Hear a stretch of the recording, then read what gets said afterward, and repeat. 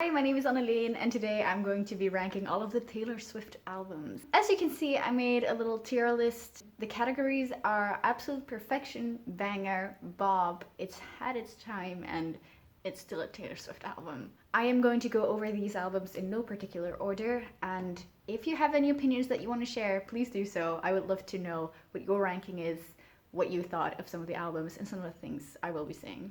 Okay, let's start off with Speak Now. Speak Now, I listened to it recently, front to back, and it is so good. It has so many different songs on it, so many different genres, so many things that she tried out. It is similar to Fearless, but different enough, I would say. It's also the first album that I listened to when it came out. I think I got it for Christmas from my grandmother or my aunt, I don't really remember. And I ended up going to the Speak Now tour in Belgium, which was amazing. And overall, it just has lots of great memories for me. It still holds up today, I would say. You know, it has Dear John, it has Last Kiss, it has Long Live, so many good songs. Okay, next up is Folklore, and Folklore is going up there in absolute perfection. It has no skips for me. It introduced Betty, James, and August, or Augustine, or Augusty, or whatever you want to call her.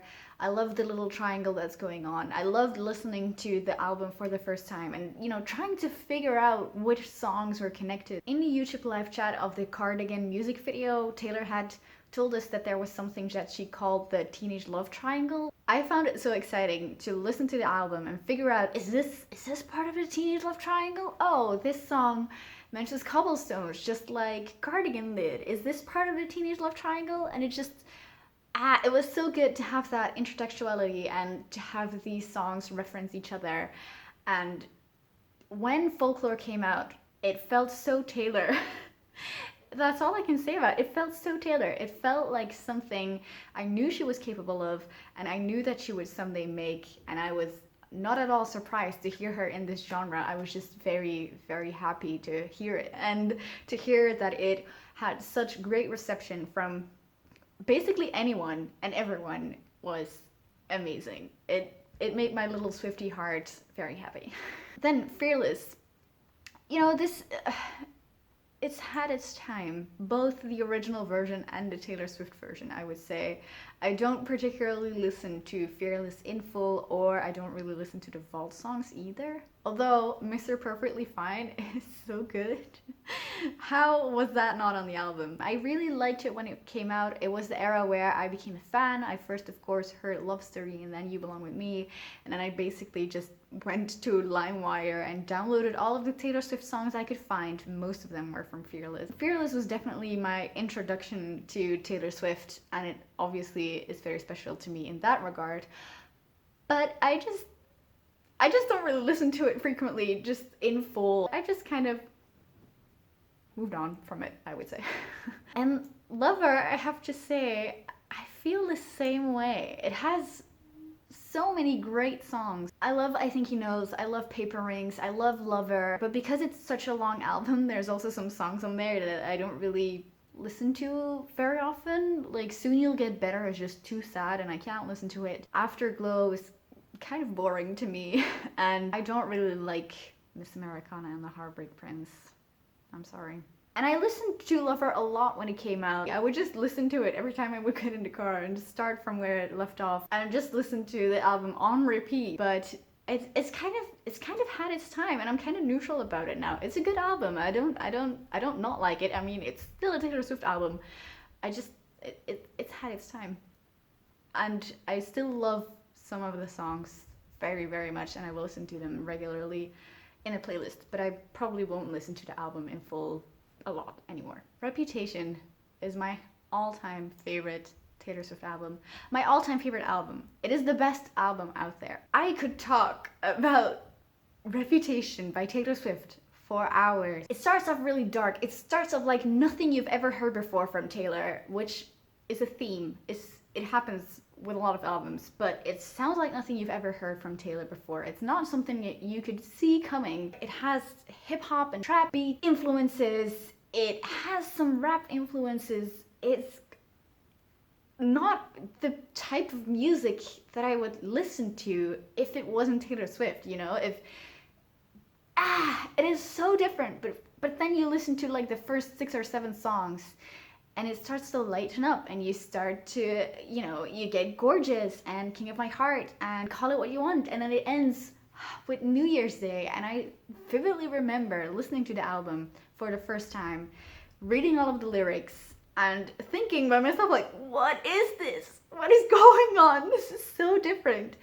And then coming to New Year's Day, the final track on this album, it felt like coming home. It felt like the best conclusion to an album ever. I love that there are no bonus tracks on this album. This is the first album that Taylor has released that did not have any bonus tracks. As she said, there will be no explanation, there will just be Reputation, and it is just Reputation. There's no bonus tracks. It is just the album, and it is perfect. It is perfect. I went to the Reputation Stadium tour in Toronto twice, and it was the best thing ever. And I very regularly go onto Netflix and watch the I Did Something Bad performance. It blew me away, and it blows me away every time I watch it. It is so good. If you haven't seen it, what are you doing? Go to Netflix, watch the entire thing, or if you don't have time for that, watch like the first 15 minutes thing. I Did Something Bad is in those first 15 minutes. I think it's the second song actually. And honestly, it's one of the best things I've ever seen. Just period. No one can convince me that Reputation is not her best album. It is her best album. Now let's cool it down a little. Taylor Swift debut. I mean, it's still a Taylor Swift album. I have to be honest, I haven't really listened to it a lot. As I said, I first started listening when Fearless was out. I just randomly downloaded all of the Taylor Swift songs I could find on LimeWire, which is an illegal service. It doesn't exist anymore. But it was the only way that I knew to get music back in the day. This was like, 2009. And for some reason, I just didn't find a lot of songs from the debut album. I found Tim McGraw, obviously, Picture to Burn, You're Not Sorry, Our Song, and what is the other one? Should Have Said No, which are all, wow, those are the best songs on the album, I have to say. I've actually only listened to Debut in full a few months ago, and it wasn't bad at all. It wasn't bad at all, but it's the first album. There's room for improvement, but it's still a Taylor Swift album. It's still really good. Red is a banger. I used to listen to this in the car all the time, and every so often I will rediscover Red.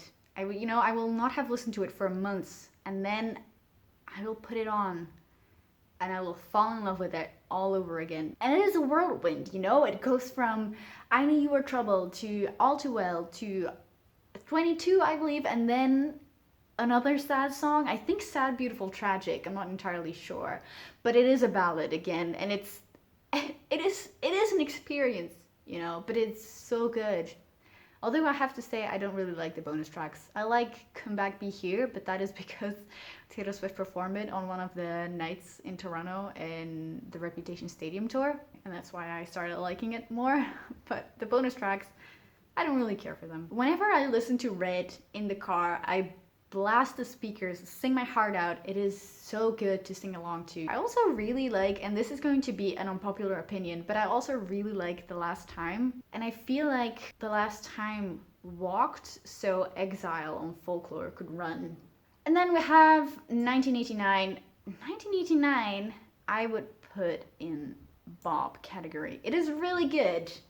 It is really good, but I don't tend to listen to it in I do. Maybe I should put it in a banger. Anyway, it is a great album. I never understood why people said this is an 80s album. Have you listened to 1989? It does not sound 80s. It also does not sound like any of the pop music in 2014. It truly is something different. It truly is. And it's it very much is a pop album, don't get me wrong, but it's not a pop album like any of the other albums in 2014 or even after. I don't really feel like a lot of the albums that came after it looked or sounded like it. It's really good, and it has some amazing songs. I mean, Blank Space, honestly, one of the best songs Taylor Swift has ever written. but I feel like it might be too sonically cohesive. I feel like there should be a little bit more of a whirlwind going on, like in Red, or even Speak Now. And then Evermore, I have a hard time placing Evermore. It's not absolute perfection, I would say. It might be a banger, it might be a bop. It's one of those two. I think I want to put it closer to Folklore, just because in my mind they're connected. I tend to listen to Folklore and then Evermore right after, but then I enjoy Folklore more. Or maybe I'm just thinking too much about this. So she might be a banger, she might also be a bob. You know, it's somewhere in between. I will put it in banger just because so that's nicer to look at.